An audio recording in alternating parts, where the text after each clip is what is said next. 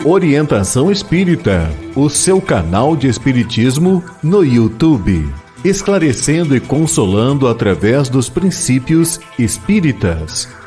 Faça a sua inscrição e renove sua vida. Vamos juntos fazer o mundo melhor. Em todos os momentos, o Livro Espírita é a melhor companhia. Comprando em marcosdemario.com, você apoia a manutenção do canal Orientação Espírita.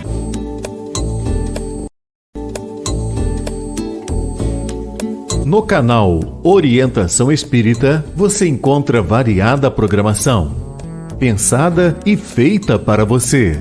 Acompanhe os nossos programas no YouTube. Um olhar para o futuro na construção da Era do Espírito.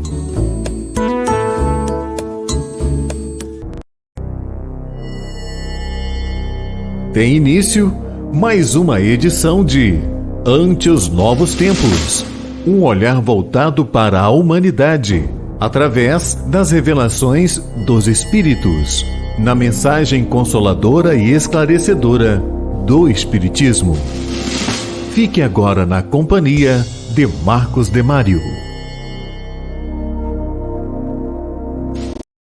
Olá, iniciamos mais uma edição do programa Ante os Novos Tempos pelo canal Orientação Espírita. E agradecemos a Jesus, nosso Mestre, por mais esta oportunidade de estudarmos os temas da vida à luz dos princípios que formam o Espiritismo ou doutrina espírita. Que as bênçãos do nosso Mestre também estejam com você. No programa de hoje, nós vamos desenvolver várias questões nas perguntas e respostas que abrem o nosso programa, e na sequência nós vamos ter Orson Peter Carrara entrevistando o Birajara Fontin, que vai conversar conosco sobre um personagem muito importante do movimento espírita, um grande exemplo, que é Jesus Gonçalves. Na sequência nós vamos ter a poesia espírita, que vai nos trazer os poetas João de Deus e Alta de Souza, através da mediunidade de Chico Xavier. No vídeo Reflexão do Para Viver Melhor, nós vamos ter o tema Educando para o Futuro. E no final do programa, no Entendendo com o Espiritismo, vamos conversar sobre a morte, o umbral e as colônias espirituais. Tudo isso a partir de agora em Ante os Novos Tempos. Perguntando e aprendendo. Dando início ao nosso programa, aqui no quadro Perguntando e Aprendendo, nós vamos agora responder a várias perguntas que nos foram enviadas pelos nossos telespectadores. Mas você também pode fazer a sua participação. Veja aí na tela que nós temos canais de comunicação através do WhatsApp, Telegram, e-mail e do YouTube, por onde transmitimos o programa. Então não fique com dúvida, envie sua pergunta participando do nosso programa. Iniciamos hoje com uma pergunta vinda da cidade do Rio de Janeiro. Ela foi formulada pela Claudiana Marques. A pergunta é a seguinte: qual é a posição do Espiritismo a respeito das separações e divórcios de casais frente à existência de filhos? Bem, o Espiritismo nada proíbe. O Espiritismo, em verdade, liberta as nossas consciências. Nesta questão da separação de casais, o divórcio, o Espiritismo não é contra o divórcio, não é contra a separação, porque entende que todos nós, espíritos reencarnados, temos, sim, que ter a porta aberta para reconstruir a nossa existência quando, apesar de todos os esforços, um relacionamento não consegue ir para frente. Mas prestemos atenção nesta questão. apesar de todos os esforços.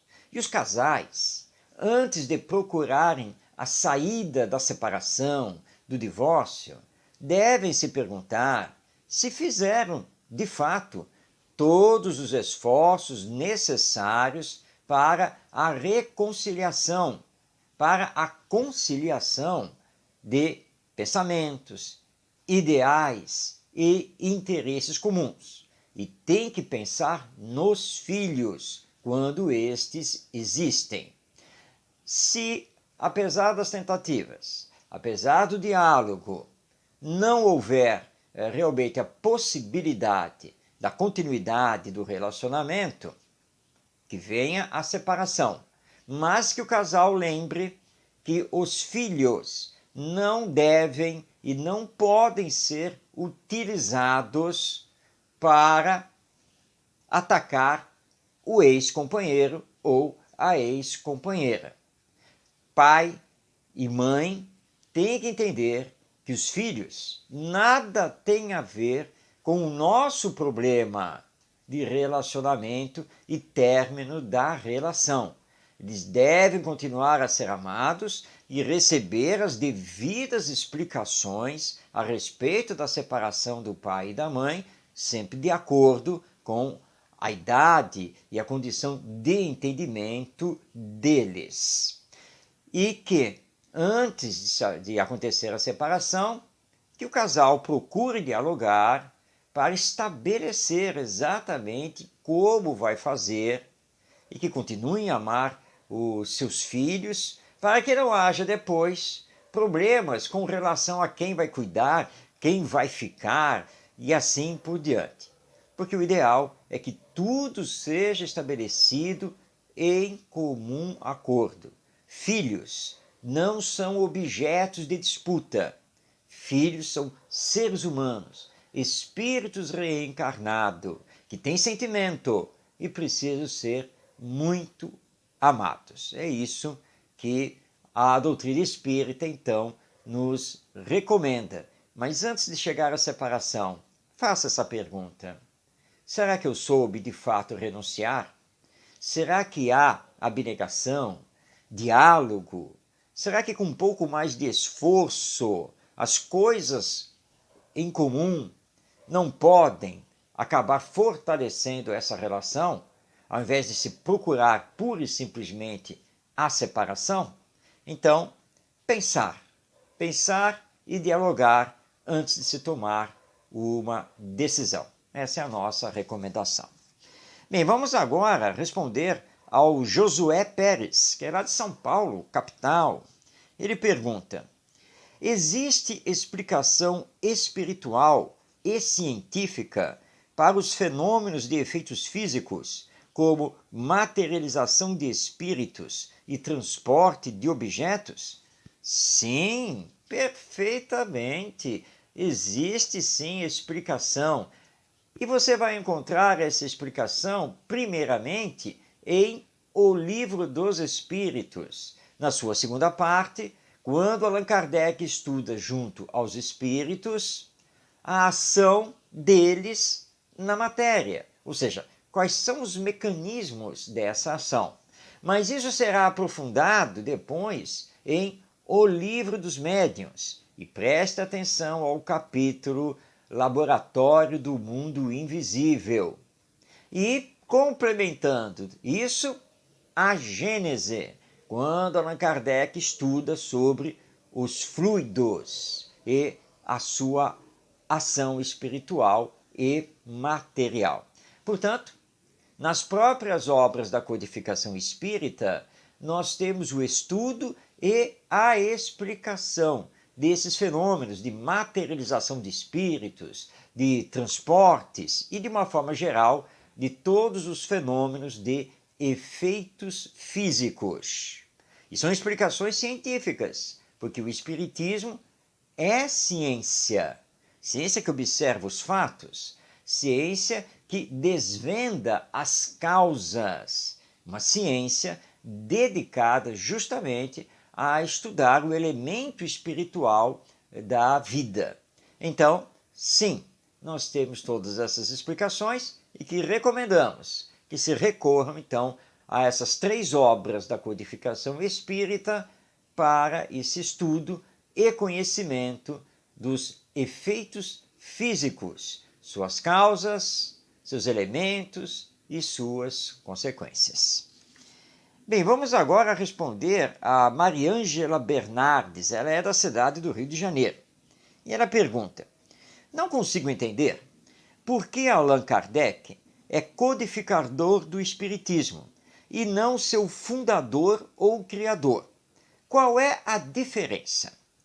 Bem, Mariângela, vamos aqui tentar explicar a você. De fato, você tem razão.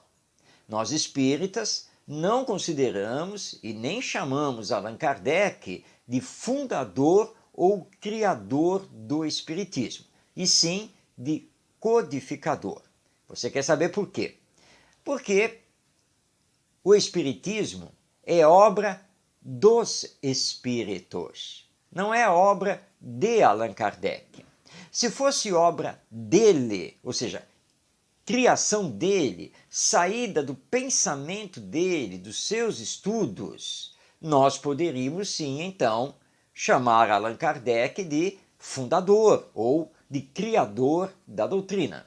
Mas ele é muito claro, ali mesmo em O Livro dos Espíritos, ao explicar que o trabalho dele foi o de pesquisador junto aos espíritos, catalogando todos os ensinos dos desencarnados, extraindo desses ensinos a sua aplicação e as suas consequências. Como ele diz, o trabalho dele foi, por assim dizer, bastante material, organizando ou codificando todos esses ensinos.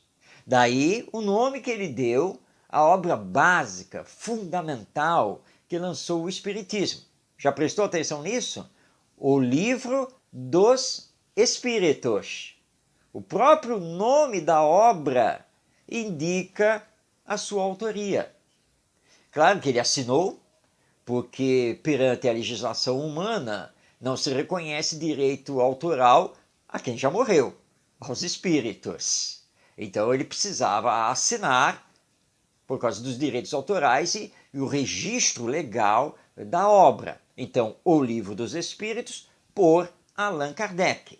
Mas logo na introdução ele já explica que a obra não é dele, a obra é dos espíritos. Por isso, então, Kardec é o codificador do Espiritismo e não o seu criador ou fundador, porque a doutrina surgiu dos ensinos dos espíritos.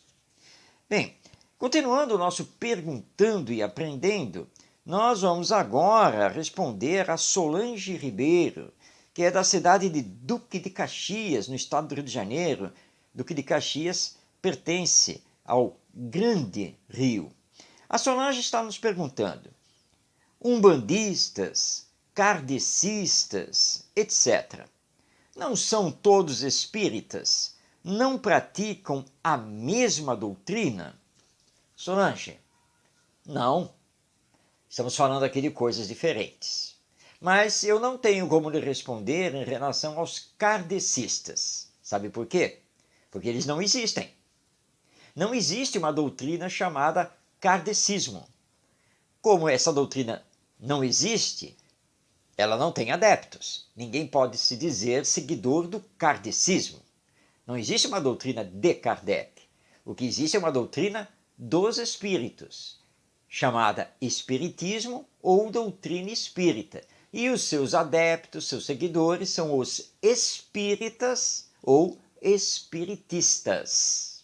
Agora, em relação aos nossos irmãos e irmãs da Umbanda, do Candomblé, da Quimbanda e outras manifestações espiritualistas, às quais nós temos todo o respeito, não são espíritas, embora muitas vezes utilizem esse termo. É comum nós vermos, por exemplo, na fachada de um templo de Umbanda, estar escrito lá, por exemplo, tenda espírita ou templo espírita, e aí vem o nome. Mas, na verdade, é um templo onde se pratica a Umbanda. E as origens são completamente diferentes.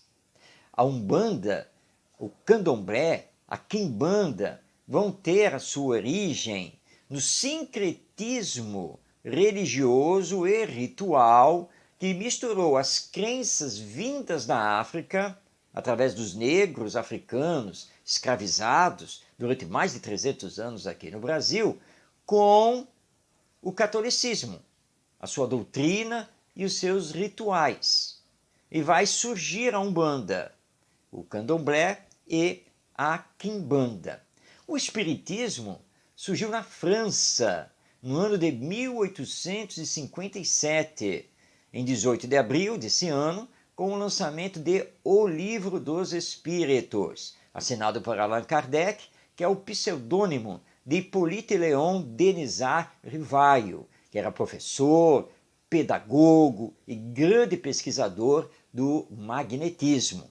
Origens, então, completamente diferentes, princípios doutrinários diferentes, que têm, claro, alguns pontos em comum, como a crença na alma imortal, na vida que continua depois da morte e na manifestação dos espíritos através da mediunidade.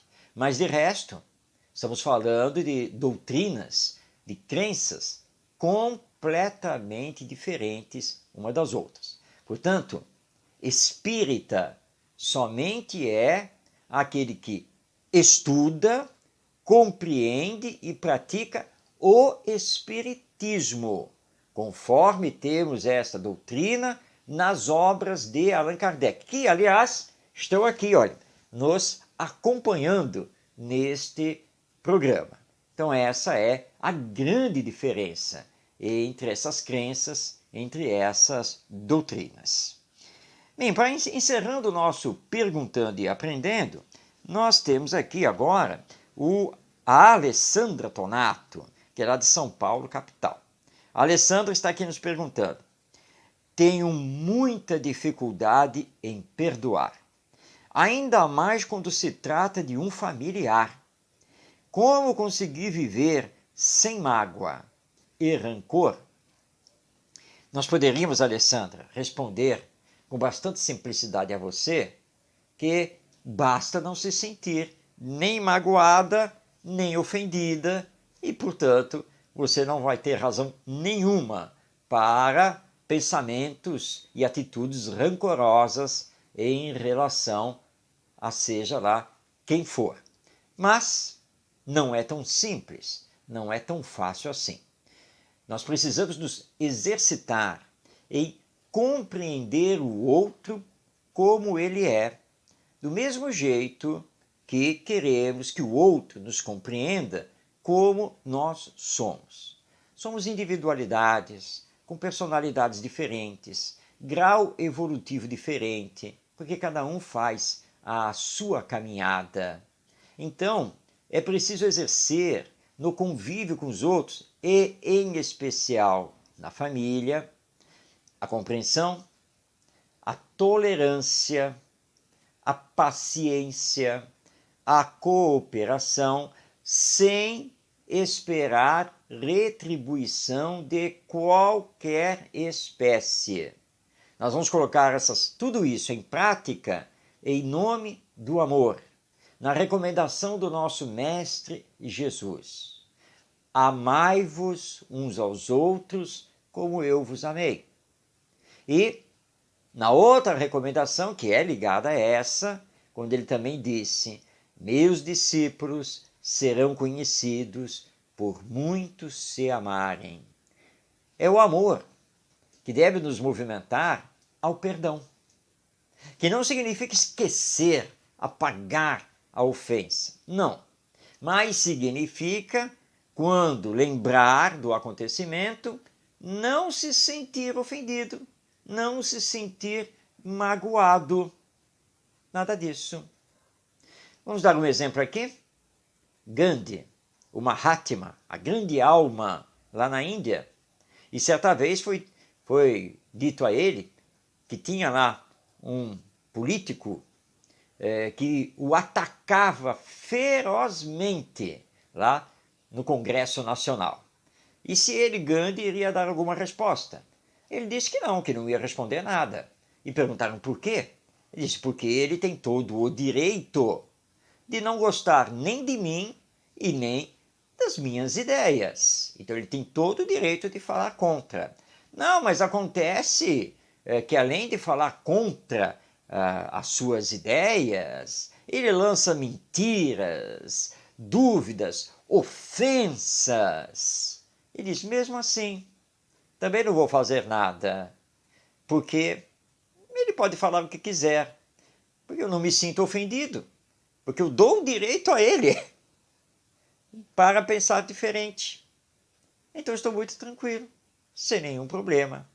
E nós precisamos chegar a esse patamar que chegou o nosso querido Gandhi. Então exerça essas ferramentas muito importantes ligadas ao amor ao próximo, compreensão, tolerância, paciência, diálogo e cooperação, sem esperar nenhum tipo de retribuição. E você vai ver que isso vai facilitar bastante não se sentir mais ofendida, magoada e sem pensar em vingança, ficar com ódio, nada disso, começando então a exercer o perdão. Bem, chegamos ao final do nosso Perguntando e Aprendendo e convidando a você para enviar a sua pergunta, está aí na tela os nossos canais de comunicação. Não fique com dúvida, envie a pergunta e nós vamos, à luz do Espiritismo, trazer aqui a resposta. Estou aguardando a sua participação. Enquanto isso, nós vamos para a entrevista. Nosso querido amigo, grande companheiro do movimento espírita, Orson Peter Carrara, lá de Matão, no estado de São Paulo, com o seu trabalho extraordinário através da internet, vai nos trazer uma entrevista destacando o grande Jesus Gonçalves, esse baluarte do movimento espírita, mas que nem todos conhecem. E ele então entrevista o Birajara Frontin, que vai nos falar um pouco de Jesus Gonçalves. Fique então agora com essa entrevista e conheça os grandes exemplos desse ícone do movimento espírita brasileiro, que é Jesus Gonçalves. Conversando sobre Espiritismo. E nós estamos aqui hoje com o Birajara Frontin de Oliveira, que é natural do Rio de Janeiro, onde também reside. E gentilmente atendeu o nosso convite para falar sobre um personagem que não pode ser esquecido também, Jesus Gonçalves. Nós vamos conversar sobre esse grande nome do movimento espírita no país. Muitas pessoas que estão vendo essa gravação possivelmente estão tendo o primeiro contato com esse nome Jesus Gonçalves, como aconteceu com você. Principalmente as gerações mais novas e os espíritas mais recentes estão ouvindo este nome pela primeira vez. Eu gostaria que você fizesse um compacto rapidinho sobre a última encarnação desse espírito com o nome de Jesus Gonçalves, até para situar ele na história, data o ano que nasceu, o ano que morreu e a sua trajetória, de uma forma compacta, claro. Faz um resumão para aqueles que nunca ouviram falar dele. Sim. Em primeiro lugar, o nome não é Jesus, é Jesus, o nome dele é batismo, né? E ele que pediu para colocar um acento no é, para se tornar Jesus, porque ele não era digno de ter o nome do mestre querido, né? Então, é por isso que todos nós conhecemos ele como Jesus. A história de Jesus Gonçalves, ela vem da barbárie para a luz, né? A reencarnação deu para ele umas oportunidades que ele precisava. As provas deram para ele uma correção de rumos. E a expiação foi a não aceitação dessas provas. E a missão dele é um instrumento para a sua evolução, né? É lógico que, rapidinho, a gente tem que falar que no século IV de Roma Jesus Gonçalves tinha o nome de Alarico I, que foi um grande general romano, onde aprendeu tudo, general não, soldado romano, que aprendeu tudo, e abandonou tudo isso porque Roma não reconhecia ele para ser um general do exército. Então, ele se tornou um general de bárbaros. Então, ele invadiu Roma. E, nessa época, a Aurélio Agostinho, Santo Agostinho de Hipona, né, estava em Roma. E foi até ele, até Alarico, para pedir para Alarico não invadir Roma, né? Que ele poderia se dava ele como uma pessoa para se quisesse dispor da vida dele, etc., mas que não invadisse Roma. E Alarico, naquela época, olha a prepotência desse espírito, né? Ele não reconhecia Deus, Deus era ele era Deus, o Alarico, né? E que ele iria invadir Roma, e sim, de qualquer jeito, que eles iam pagar, porque eles não quiseram que ele fosse o general do exército romano. E aí, Aurélio Agostinho pede para ele, pelo menos, não invada as igrejas, deixa as igrejas intactas, né? E foi, né, embora, quase com a própria vida sendo ameaçada, com muito soco, cusparada no rosto, né, sendo totalmente relegado, né, ao chão, né?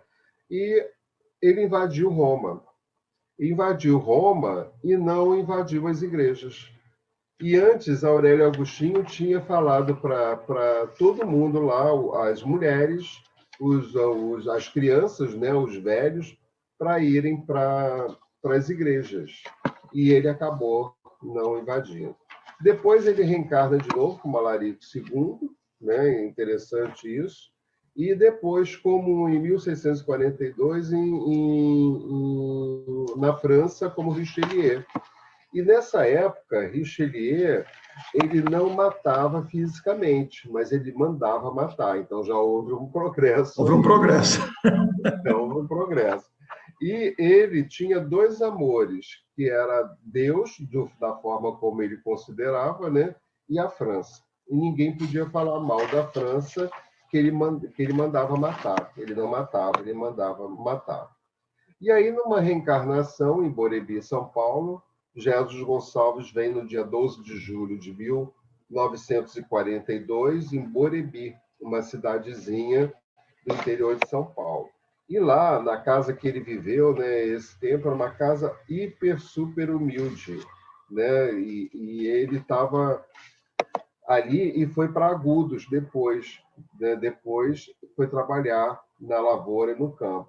E atingiu o nível de ser um trabalhador tesoureiro da prefeitura com 20 anos de idade. Jesus Gonçalves se casa com Teodomira, que já tinha 2 filhas, e com ela tem mais 4 filhos, né?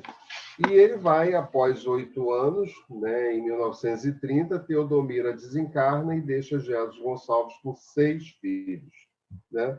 Ele precisava trabalhar para cuidar da família. E todas as pessoas que ele contratava para cuidar das crianças, as crianças davam um jeito de despachar.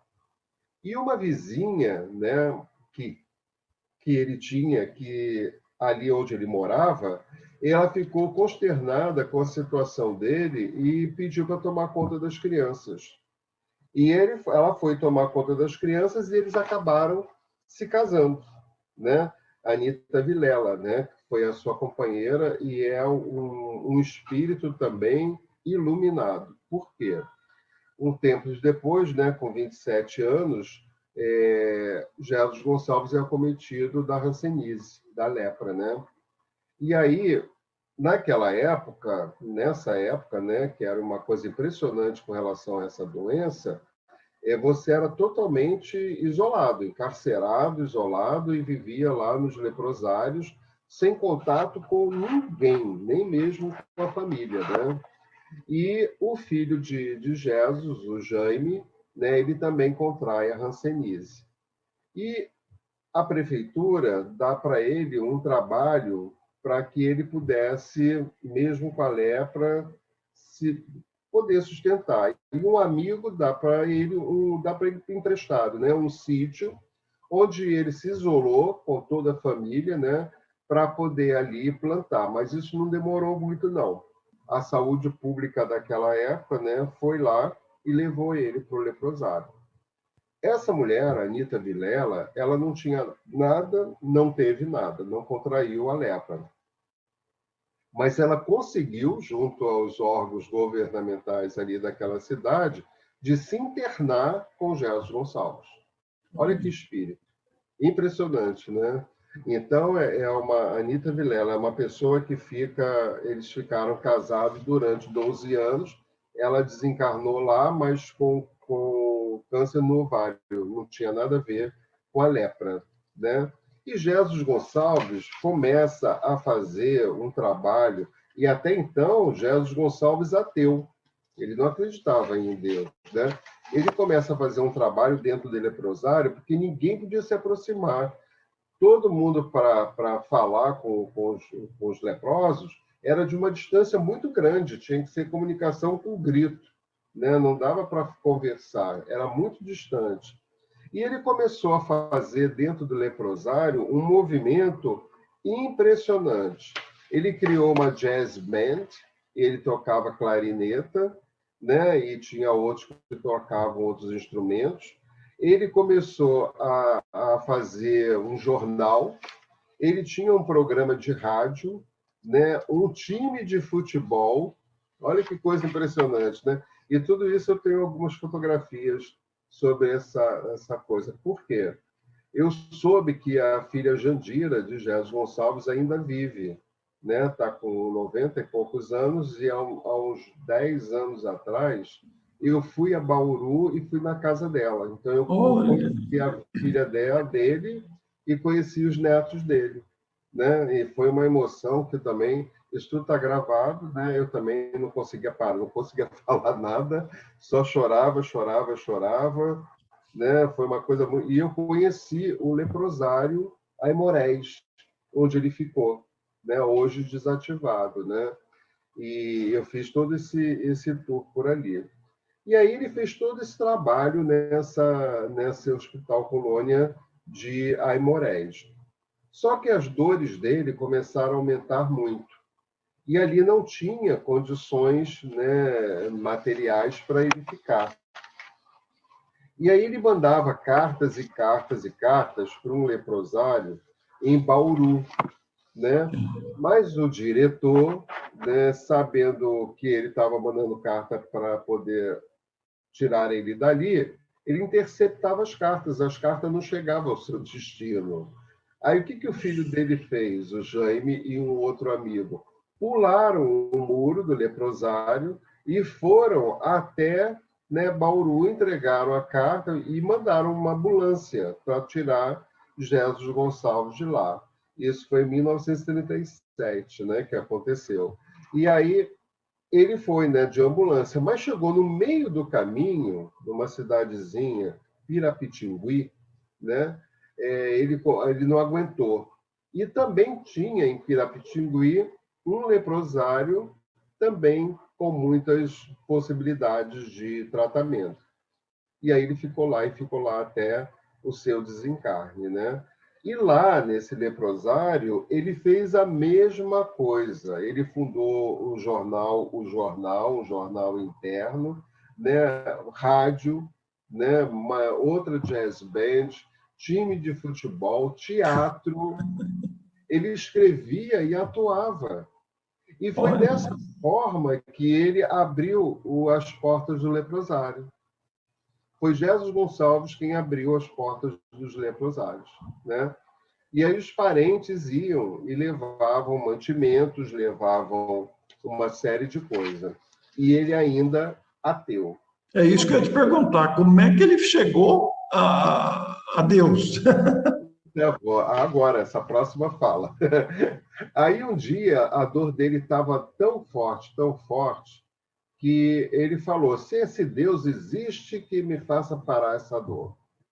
Aí pegou e coloca um remédio nesse copo d'água e botou um copo d'água. E ele foi tomar a água. Quando ele tomou a água, estava tão amarga, que ele tomou 2 ou 3 goles e a dor sumiu. Nossa. Ele chamou uma pessoa do leprosário para testar, para tomar água, para saber se não era dele, da Sim. boca dele, né? Ou se aquilo ali estava mesmo amargo do jeito que ele estava achando. E, né, e estava. O outro achou, nossa, eu não consigo tomar isso não, está muito amargo. E era um remédio que curou ele. E um outro fato também muito marcante, que aí ele começou a acreditar em Deus, mas aí tinha a questão da doutrina espírita, né? Como é que ele se tornou. É isso que eu também ia te perguntar isso.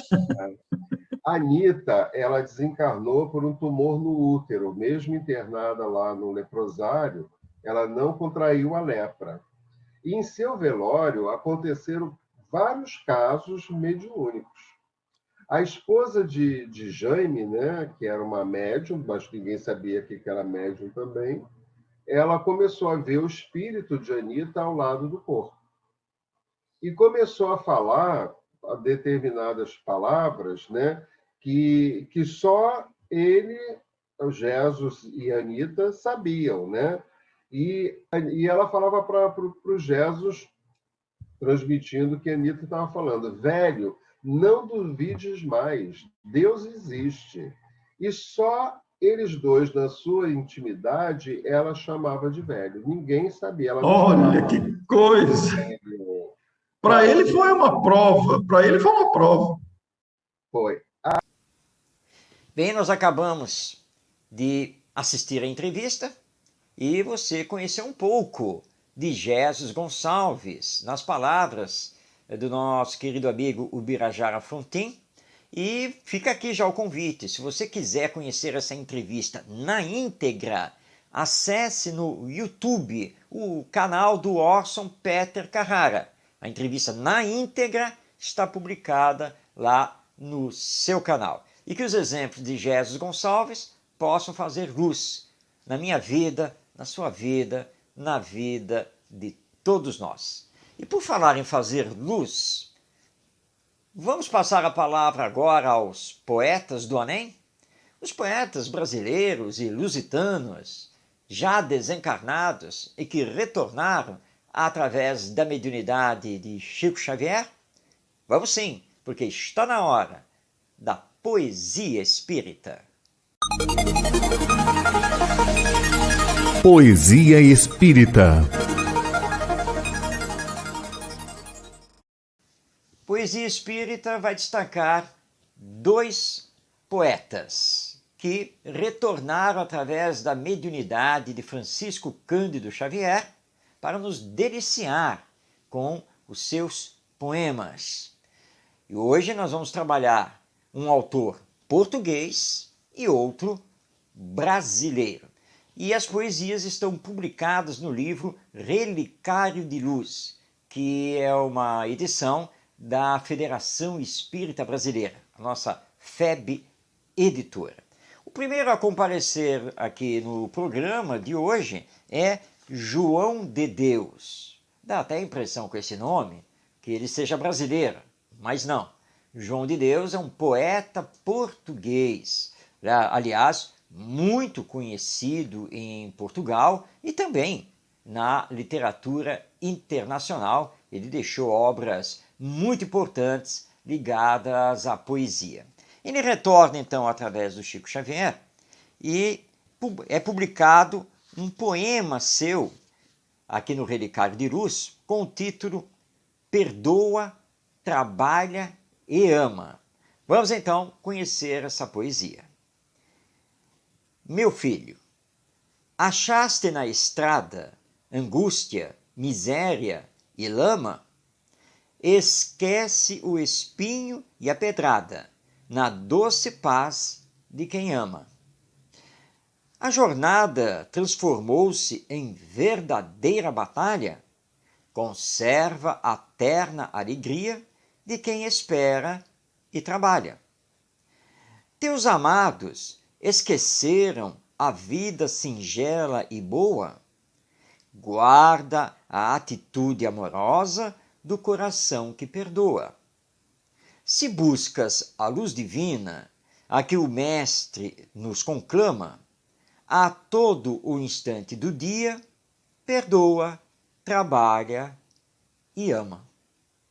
Linda essa poesia de João de Deus, o poeta português que retornou através da mediunidade do nosso querido Chico Xavier, para nos levar a refletir sobre essa questão de perdoar, trabalhar e amar.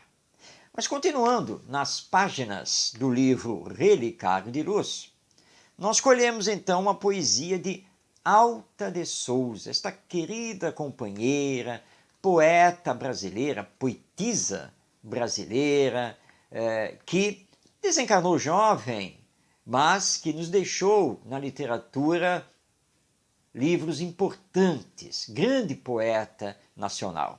Ela retorna através do Chico Xavier e temos aqui publicado no Relicário de Luz um soneto que ela intitulou Vai, Irmã. Vamos então conhecer. Vai, minha boa irmã, segue, aproveita a existência esposada com Jesus. Atende ao pobrezinho, aos órfãos nus, não desprezes os bens da porta estreita. É feliz, para sempre, a alma que aceita o testemunho em lágrimas da cruz. A dor do sacrifício é como a luz que abre o caminho para a vida eleita.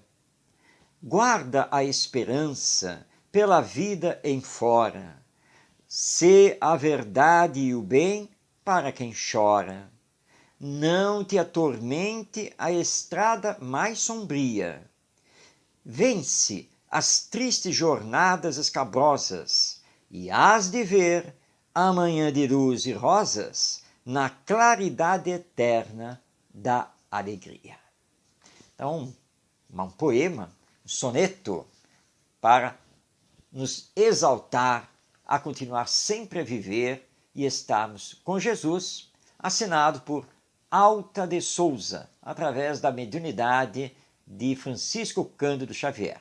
Então, o poema de João de Deus e este de Alta de Souza, ambos estão publicados no livro Relicário de Luz e compuseram a poesia espírita da edição de hoje do nosso programa.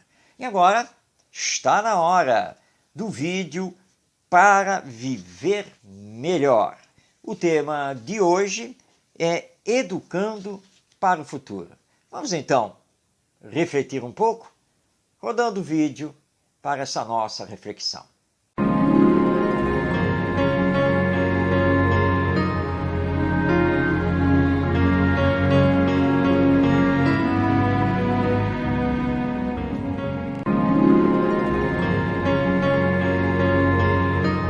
Todos sabemos que as gerações se sucedem, o tempo passa e a humanidade continua seu progresso. Todos sabemos que um dia retornaremos ao mundo espiritual pelas portas da morte e que filhos e netos formarão a nova sociedade humana. Então, diante dessa verdade, não está na hora de nos preocuparmos com a educação que fornecemos àqueles que aqui vão nos substituir e continuar? A educação deve pensar o futuro, trabalhando a moralização e espiritualização do ser, o desenvolvimento de seu senso moral, das suas virtudes, tendo sempre o amor como base de todo o processo. Um amanhã depende de nós, e nesse amanhã, através da reencarnação, aqui estaremos de volta, quando será a nossa vez de querer receber uma boa educação, com bons exemplos dos nossos pais. Se você gostou desta mensagem, compartilhe.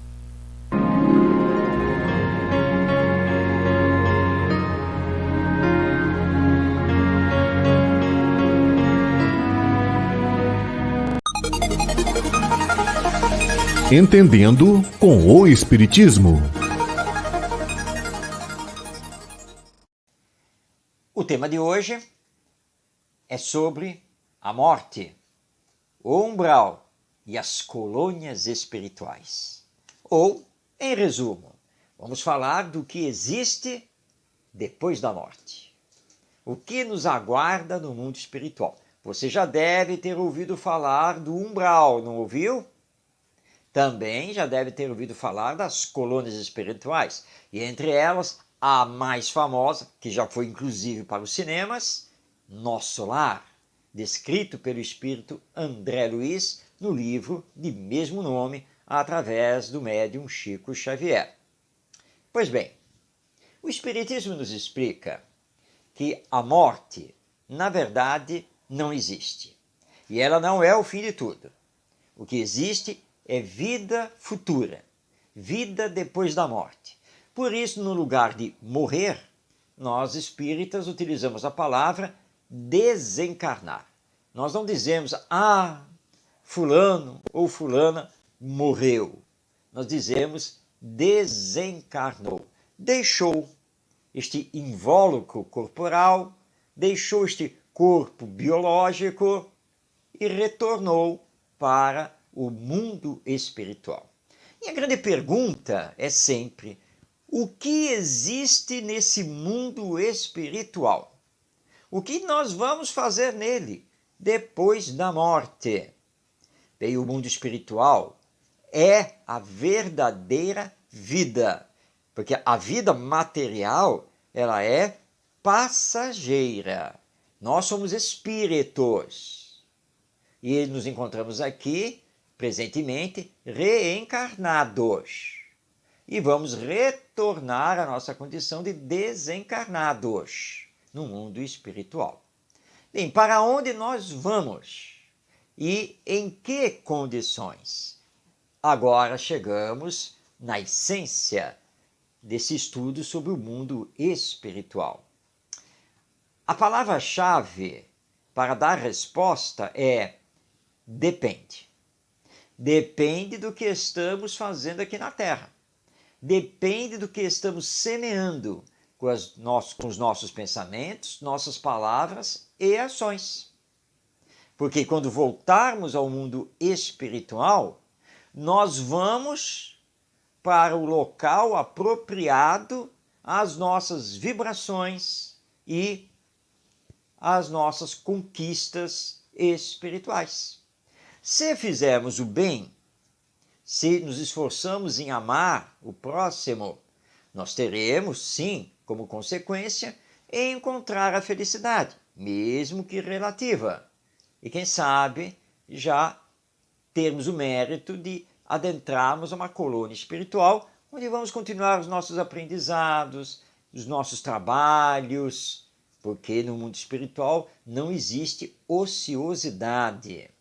Agora, se ficamos aqui nos comprazendo nos vícios de toda ordem, se podíamos ter feito bem e não fizemos, e até pelo contrário, se fizemos o mal, e lembrando aqui que uma simples fofoca é um mal, nós vamos para regiões consideradas inferiores do mundo espiritual, de acordo com o que semeamos. E aí uma dessas regiões, bastante extensa por sinal, é chamada de umbral, que não tem nada a ver nem com o inferno pagão, nem com o inferno católico e nem com o inferno de Dante, o escritor italiano Dante Alighieri. Não, embora existam semelhanças, porque no umbral também estaremos de passagem, porque sairemos dessas ondas espirituais inferiores na medida em que nos arrependemos do mal que fizemos ou do bem que podíamos ter feito e deixamos de fazer, e com isso pedimos perdão a Deus, podendo então receber um amparo direto dos benfeitores espirituais para reiniciar a nossa caminhada, fazendo a reparação do mal cometido com as suas consequências. Porque as consequências precisam ser sempre assumidas. Não disse o nosso Mestre Jesus que a cada um é dado segundo as suas obras? Então, se você não está querendo sofrer no depois da morte, você não está querendo ir para esse umbral, faça o bem. Melhore-se. ame ao seu próximo, perdoe as ofensas, desapegue-se dos bens materiais, procure se moralizar, se espiritualizar e tenha como bandeira a caridade. Mas a caridade em ação, não simplesmente na teoria. Porque é isso que nos eleva de categoria espiritual. É isso que vai fazer com que tenhamos um local e uma situação muito melhor no depois da morte. Para entender bem isso, fica aqui a recomendação dentro da literatura espírita de você ler o livro O Céu e o Inferno, ou A Justiça Divina segundo o Espiritismo.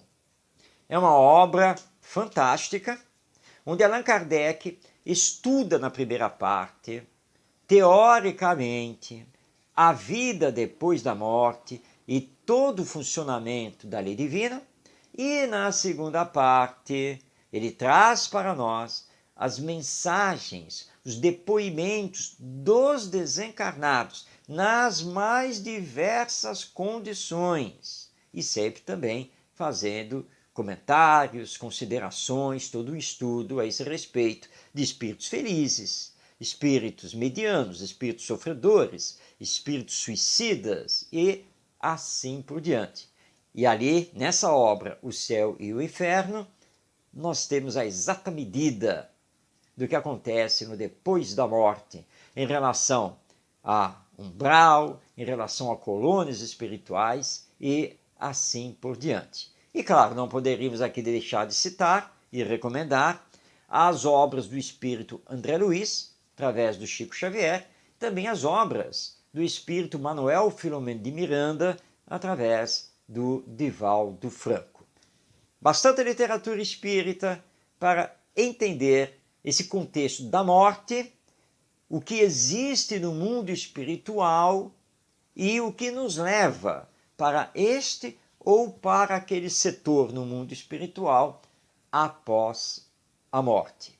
E sempre lembrando que se queremos encontrar paz e felicidade depois da morte, se queremos encontrar um acesso a uma colônia espiritual, só existe uma senha: caridade. E lembrando que caridade é justamente o amor ao próximo em ação. Quanto mais amor tivermos aos nossos semelhantes, mais próximo da perfeição estaremos. Quanto menos amor tivermos aos outros, mais próximo do início da jornada estaremos. O amor e a caridade são as senhas para um retorno mais feliz ao mundo espiritual, que é a nossa realidade. Lembrando que eu não sou o corpo, eu sou o espírito ou alma. O corpo, esse morre, esse se desagrega, mas eu, espírito, a individualidade, continuarei sempre vivo rumo à perfeição. E claro, como eu desejo ter a melhor desencarnação possível e ser bem recebido do mundo espiritual, tenho que permitir que o Espiritismo e o Evangelho me transformem, me melhorem do ponto de vista moral, para conseguir esse bom retorno na continuidade da minha vida. Bem, chegamos ao final desta edição de Ante os Novos Tempos, agradecendo a sua companhia, desejando a todos nós as bênçãos do nosso Mestre Jesus, nosso guia e modelo, nosso governador espiritual. Continuemos o nosso trabalho, a nossa jornada, implantando aqui na Terra a era do Espírito, rumo ao mundo de regeneração com a predominância do bem sobre o mal. Um grande abraço a você e até a próxima semana.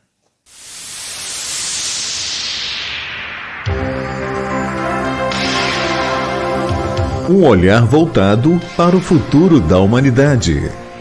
As revelações dos Espíritos.